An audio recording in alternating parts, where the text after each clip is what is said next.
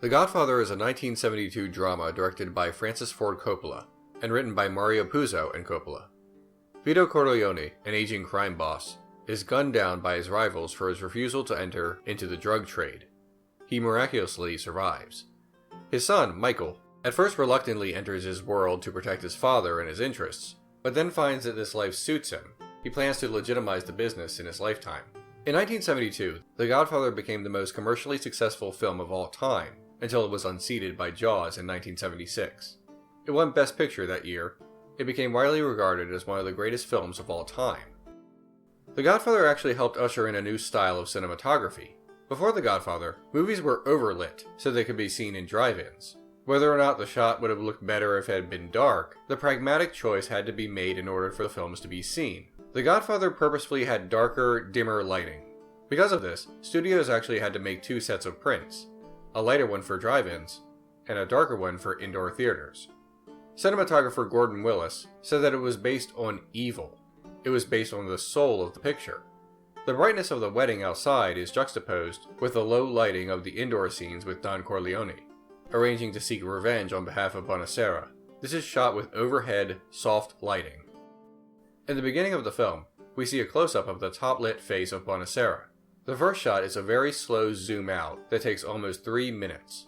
Fast forwarding here, we see that this gradually reveals a silhouette of Don Corleone, who at this time is just a mystery man. We settle on a wide shot, and then Bonacera steps out of the frame to move in closer to Corleone. It's a marvelous shot and sets the pace for the rest of the film. Even with Bonacera and Corleone so close to the camera, we can't really hear the whisper. The darkness envelops the sound. This is obfuscation as a way to create dramatic tension. Look at this shot. We can't see Bonacera's face, but even facing Corleone, we can't really see his eyes. This is actually intentional, as this means we know less about his intentions, less about what this mysterious figure is thinking. Another innovation was actually using tungstens, traditionally used indoors, in exterior shots.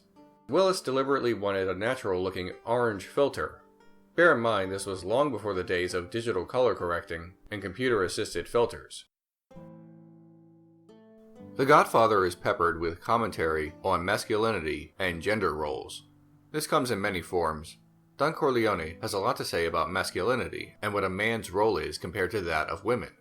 In an early scene, he says that a man is not truly a man if he doesn't spend time with his family. This foretells part of Michael's downfall. In the end, he is seen lying to his wife and then shutting her out from his life in this final iconic shot. When he has a child baptized, it is intercut with shots of the victims of his criminal organization. Then there's this scene. Don't be afraid, Carlo.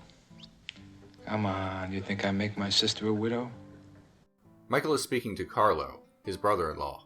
Michael is godfather to Carlo's son, but Michael does not hesitate to have him murdered. Based on what Michael's father said, is he truly a man if he lies to his wife, makes his sister a widow, and has men murdered during the baptism of a child? Vito Corleone tells Michael that women and children can be careless, but not men. It's a terribly outdated way of thinking, and it reinforces what the film is saying about these men, that they believe in separate worlds for men and women. The idea that men should never discuss business with women. In the end, Michael says he will allow his wife, Kay, to ask him about something important only once, and he lies to her, reinforcing this antiquated separation of genders. You can act like a man! What's the matter with you? The film begins with Bonacera saying, "I believe in America." He goes on about how he made a successful business and a life for himself here. It seems to me that the difference between America and Italy in the film is also symbolically the difference between evil and good, corruption and innocence. In America, Vito Corleone is the head of a criminal organization. Despite his protestations that he is not a murderer, one assumes that his threats of violence in the past, his offers one does not refuse, have not always been heeded, and that he has instructed violence. It is mentioned that there is a war among the families about every 5 or 10 years. But in Italy, Vito is happy and playful. He jokes around with a child.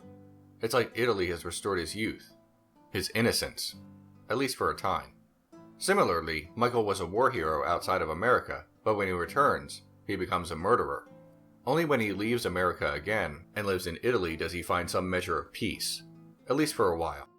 This film holds tightly to nostalgia, the idea that the past must have been better. not only because Italy in the film looks like it comes out of a more distant past, but because the old, represented by Vito, is trying to keep things simple. He believes the drug trade is a dirty business, whereas Michael, representing the new, is at war with the families and even has a member of his own family killed. But when it was your time that the Jew would be the one to hold the strings.